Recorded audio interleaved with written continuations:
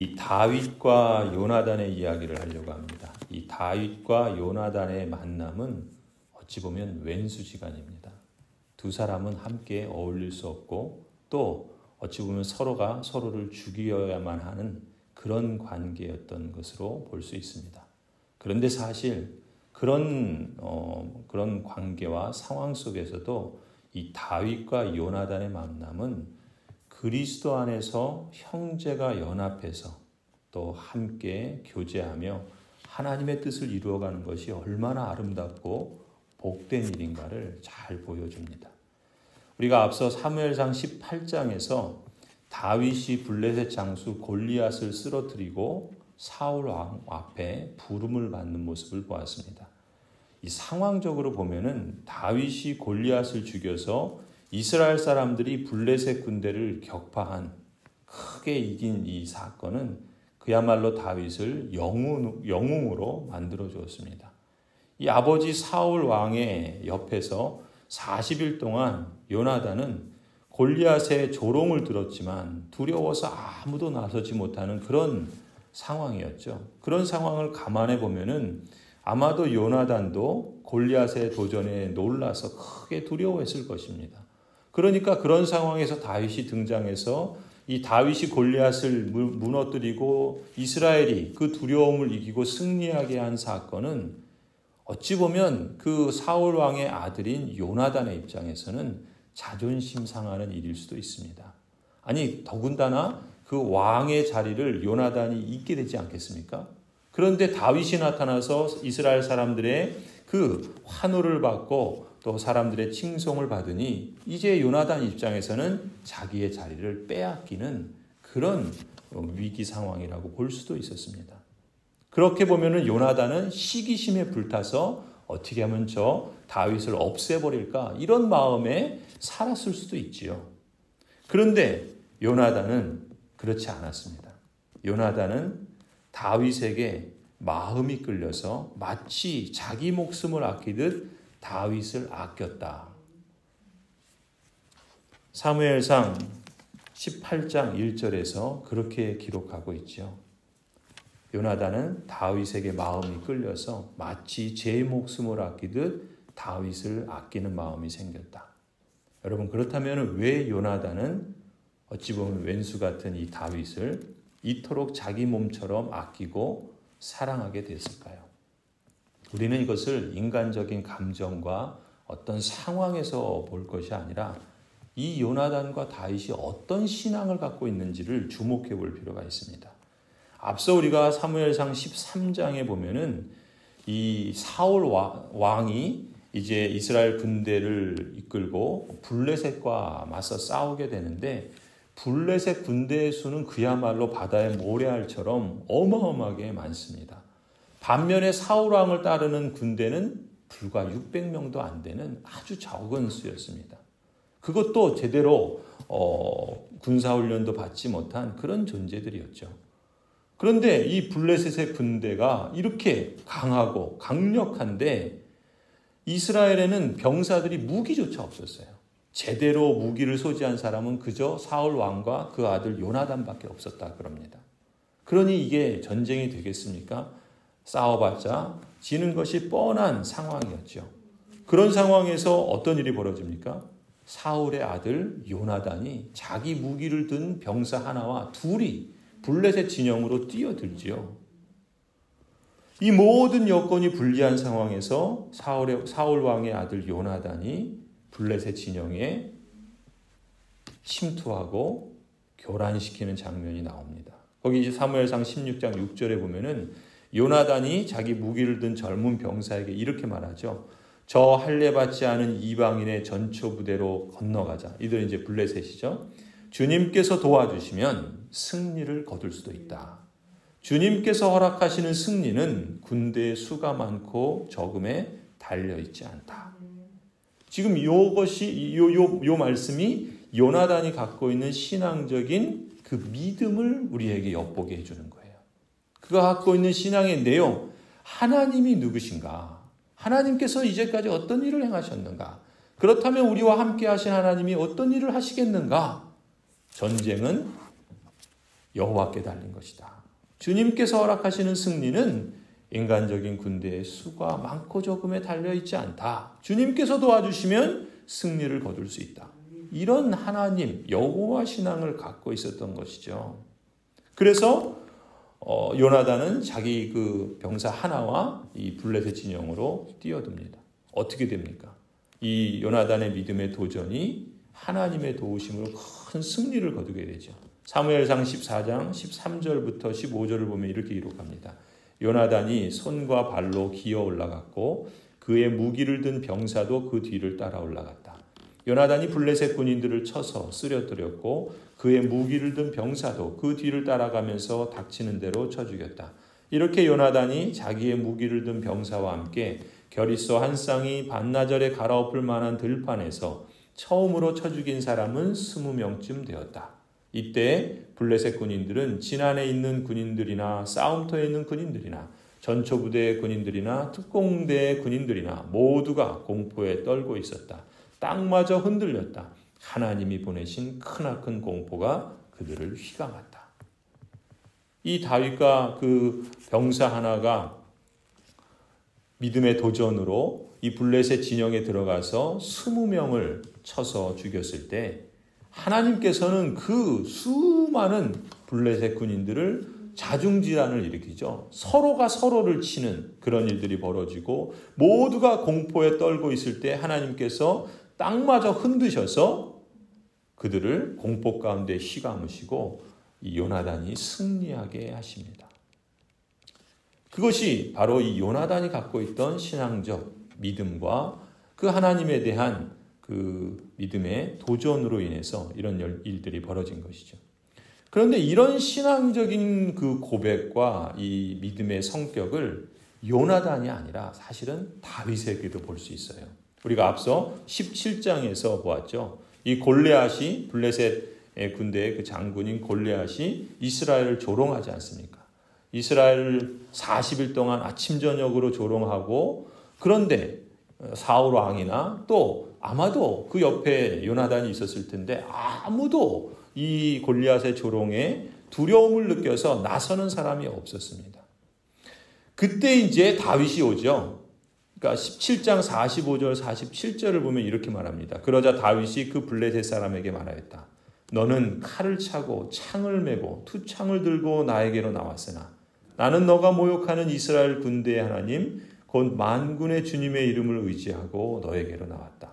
주님께서 너를 나의 손에 넘겨주실 터이니 내가 오늘 너를 쳐서 내 머리를 베고 블레셋 사람의 주검을 모조리 궁중의 새와 땅의 들짐승에게 밥으로 주어서 온 세상이 이스라엘의 하나님을 알게 하겠다. 또 주님께서는 칼이나 창 따위를 쓰셔서 구원하시는 것이 아니라는 것을 여기에 모인 이 온 무리가 알게 하겠다.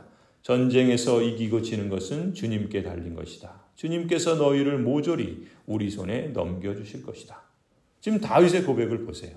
지금 다윗이 가졌던 그 믿음 그리고 그 신앙의 성격이 앞서 우리가 보았던 요나단의 믿음 그 신앙의 성격과 유사하지 않습니까? 그런 점에서 요나단은 다윗의 그 믿음을 보고 그가 갖고 있는 신앙의 내용을 보면서 두 사람이 다 하나님에 대한 그 사랑과 믿음의 고백 그것을 서로에게서 확인하지 않았을까? 아니 적어도 요나단은 다윗에게서 그런 하나님에 대한 사랑과 믿음의 고백을 알았고 그래서 요나단은 다윗에 대해서 적대감이나 그를 미워하고 시기하기보다는 오히려 형제처럼 자기 몸처럼 그렇게 사랑하고 아꼈던 것이 아니겠는가. 이 두 사람 모두가 그런 점에서 보면은요. 그 신앙의 성격이 어떻습니까? 그 삶의 자세가 어떻습니까? 하나님과의 관계에서 순수하죠. 하나님을 추구하는 그 믿음. 그리고 그 하나님과의 관계가 바로 서 있기 때문에 사람 사이에서도 같은 여호와 신앙을 갖고 있는 사람들이 함께 하나님의 나라를 꿈꾸면서 하나님이 기뻐하시는 뜻을 향해서 마음을 합하고 또 서로 교제하며 그 뜻을 이루기 위해서 힘을 모으는 것을 우리가 주목할 필요가 있다는 것이죠. 두 사람 모두가 하나님을 지향하고 하나님을 바라보는 그 자세로 인생을 살아가고 있다는 것이죠. 이게 바로 코람데오라는 것 아니겠습니까? 하나님 앞에서의 삶. 이러한 믿음의 공통점이 두 사람의 마음을 하나가 되게 하는 거라 볼 수 있습니다. 그저 이들에게 인간적인 호감, 또 서로가 친하다는 어떤 그런 인간적 정, 이것이 앞서는 것이 아니라 서로에 대한 영적인 관심, 또 성령 하나님께서 주시는 하나님 나라에 대한 꿈과 비전, 하나님께서 맡기신 사명과 그 부르심에 대해서 함께 마음을 모으고 또 이루어가고자 하는 소원이 이렇게 모여졌다 봅니다. 그런데요, 우리가 이 성경을 보면 참 우리에게 참다운 지혜와 또 우리의 삶을 이렇게 인도하는 교훈들을 주시는데, 오늘 19장을 보면요, 이런 두 사람이 이처럼 하나님에 대한 신앙을 갖고 하나님의 뜻을 함께 이루어가고자 하는 마음이 있었음에도 불구하고 위기가 찾아옵니다. 위기가 찾아와요. 오늘 19장 1절 보세요. 위기는 어디서 옵니까? 가까운 사람에게 옵니다. 이 요나단의 아버지 사울 왕이 자기 아들 요나단과 그 사울 왕의 모든 신하들이 듣는 데서 뭐라고 말합니까? 다윗을 죽이겠다는 거예요. 다윗을 저주하면서 죽이겠다고 벼르고 있습니다. 사울이 결심하고 명령한 것이 뭡니까? 다윗을 죽이겠다는 거죠. 이 결심을 그 아들이 듣습니다. 이 아들의 마음은 어땠을까요? 이 아들이 뭐라 그럽니까? 다윗을 자기 몸처럼 아끼고 사랑한다 그래요. 그런 다윗을 자기 아버지가 죽이겠다고 이렇게 그냥 말을 하고 사람들에게 말하고 또 벼르고 있으니 그게 악한 영이 그에게 들어가서 그런 거거든요. 이 결심을 들은 요나단의 심정은 어떠했겠습니까? 어떤 갈등을 느꼈어요? 요나단의 입장에서 한번 생각해 보세요. 아버지가 왕이에요. 근데 이제 그 왕의 자리를 다윗이 빼앗아갈 것 같아요. 이미 다윗은 기름 부음을 받았죠. 그러니 이 요나단 입장에서는 아버지가 그 다윗 죽이겠다니 이거는 한편에서는 자기가 왕이 될 수 있으니까 그것도 좋아 보일 것 같고, 그러나 과연 그게 하나님이 기뻐하시는 것이겠는가? 또 같은 신앙의 내용을 갖고 하나님이 기뻐하시는 뜻을 추구하는 점에 있어서는 아버지가 이건 분명히 잘못하는 것인데 이 도대체 그러면 아들의 입장에서 어떻게 해야 되겠는가? 큰 위기가 온 거죠. 여러분이라면 어떤 선택을 하겠습니까? 사울은 사실 요나단 자기 아들이 다윗을 사랑하고 있고 또 자기 몸처럼 아끼고 있다는 걸 알고 있었을 거예요. 그런데도 사울 왕이 어떻게 합니까? 요나단에게 명령해요. 다윗을 죽이라고. 이런 아버지가 도대체 어디 있습니까? 제정신입니까 이게? 악한 영에 사로잡혀서 자기의 그런 욕망과 그것만 보고 있는 거죠. 다윗과 요나단이 그 우정이, 그 여호와 신앙이, 하나님의 뜻을 따르고자 하는 그 뜻이 이제 시험대에 오르게 된 겁니다. 그들의 우정이, 그들이 갖고 있는 신앙의 성격이, 그들이 함께 추구하고 있는 그 하나님 나라의 꿈이 과연 진실한지 아닌지 판가름해 볼 만한 그런 시험을 거쳐야 했던 것이죠. 그때 요나단이 그럼 어떤 선택을 하는가? 1절을 한번 보세요. 사울의 아들 요나단은 다윗을 매우 좋아하고 있었으므로 2절 다윗에게 이것을 귀뜸해 줍니다. 뭐라 그럽니까? 나의 아버지 사울이 자네를 죽이려 하니 나의 말을 듣게. 자네는 내일 아침 일찍 몸을 피하여 외진 곳으로 가서 숨어 있게. 자네가 숨어 있는 들로 아버지를 모시고 나가서 내가 아버지 곁에 붙어 다니다가 기회를 보아 자네의 일을 아버지께 여쭈어 보고 거기에서 있었던 일을 내가 곧 자네에게 알려주겠네. 이 요나단이 얼마나 이 신앙이 옳게 서 있는가. 아버지에게도 신실하고 또 다윗에게도 신실한 그런 모습을 견지하고 있지 않습니까? 사실 이게 쉽지가 않죠. 특히 이 요나단의 입장에서는 많은 걸 버려야 되고 희생해야 되고 포기해야 됩니다. 위기에 처한 그 친구에 대해서 한결같은 태도를 자신이 그 당사자이기 때문에 그런 태도를 갖는 것은 쉽지 않습니다. 그렇지 않을까요? 우리가 어떤 사람과의 관계에서 친한 사람인데 배신감을 느끼게 된다거나 아니면은 그 사람으로 인해서 어떤 어려움을 내가 처하게 된다면 과연 이렇게 한결같은 태도를 가질 수 있을까요? 아니 혹이라도 그 사람 때문에 내가 큰 손해를 입고 애매한 고난을 당하게 된다면 이런 태도를 갖기가 쉽지 않겠죠. 이렇게 어려운 것은 사실 더 어려운 건 뭡니까? 이런 마음이 있어도 그걸 실제적으로 행동하는 건 더 어렵지 않겠어요? 그런데 요나단은 어떻게 합니까? 이렇게 다윗에게 귀뜸해 줄 뿐만 아니라 더 어려운 일을 해요. 4절부터 보세요. 이 요나단이 이 다윗에 대한 그 사랑 때문에 아버지에게 가슴 아픈 충고를 합니다. 충언을 드려요. 요나단이 4절 아버지 사울 앞에서 다윗의 좋은 점들을 이야기합니다. 지금 아버지는 다윗 죽이라고 하는데 이 요나단은 아버지 앞에서 다윗을 두둔하니 이게 쉽지 않은 일이죠. 4절 그는 사울에게 말하였다. 아버지께서는 아버지의 신하 다윗을 해치려고 하십니다만 이런 죄를 지으면 안 됩니다. 여러분 아들이 아버지에게 죄를 지으면 안 돼. 이게 쉽지 않잖아요. 다윗은 아버지께 죄를 지은 일이 없습니다. 오히려 다윗은 아버지를 도와서 아주 좋은 일들만 했습니다. 그는 자기 목숨을 아끼지 않고 블레셋 장구를 쳐 죽였고 그래서 주님께서 온 이스라엘에게 이렇게 큰 승리를 안겨주었습니다. 아버지께서도 그것을 직접 보고 기뻐하셨습니다. 그런데 지금 무엇 때문에 이유도 없이 다윗을 죽여 죄 없는 피를 흘려 죄를 지으려고 하십니까? 요나단의 이 말을 할 때 이 요나단의 심정이 어땠을까요? 또 얼마나 큰 고민과 용기를 갖고 이런 말을 했을까요? 이렇게 말할 수 있는 요나단의 그 마음의 그 믿음의 그 중심은 무엇일까요? 우리에게 많은 생각을 하게 합니다. 만약에 요나단이 다윗을 그저 두둔하기만 했다면 요나단의 행동은 아버지에 대한 불효막심한 행동이고 왕에 대한 반역 행위일 수밖에 없을 겁니다. 인간적인 아픔이 얼마나 크겠습니까? 또 요나단의 입장에서 이러지도 저러지도 못하는 그런 진퇴양난의 딜레마를 겪었겠죠.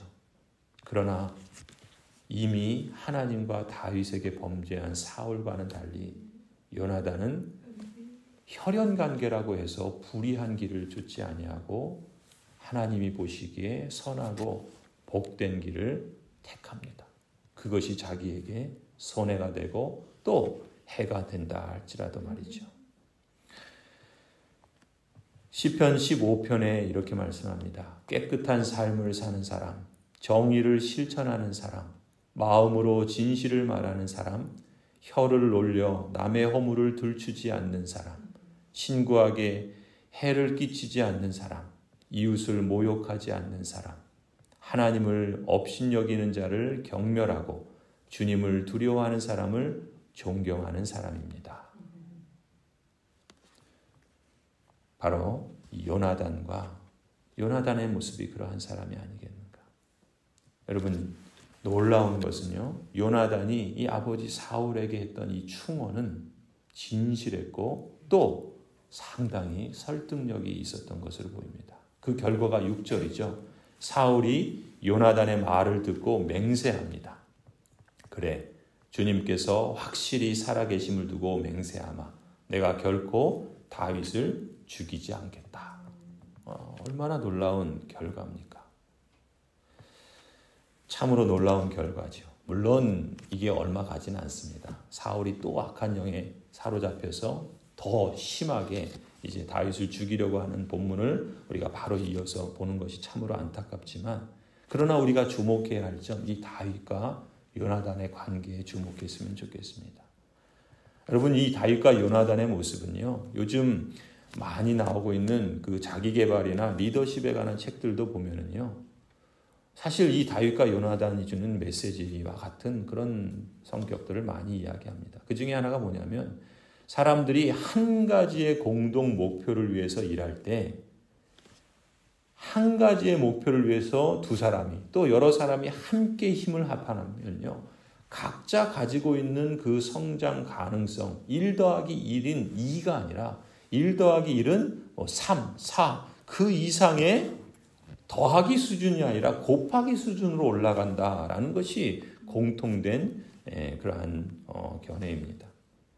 여러분 추운 겨울날 남쪽에서 보내기 위해서 날아가는 기러기 떼를 보면은 이 우리 시옷자 모양으로 줄을 지어서 날아가는 모습을 쉽게 볼 수 있지 않습니까?